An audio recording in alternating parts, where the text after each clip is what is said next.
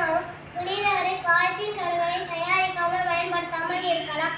நெகிழியின் நேசமே நோய்களின் வாசமே, நெகிழியின் நேசமே நோய்களின் வாசமே, மண்ணுக்கே விரும்பாத மனிதனின் படைப்பு, மண்ணுக்கே விரும்பாத மனிதனின் படைப்பு. இந்த பூமி நம்முடைய தாய் போன்றது. அதை பாதுகாப்பதும் வளமையாக்குவதும் நமது கடமையாகும். எனவே நெகிழியை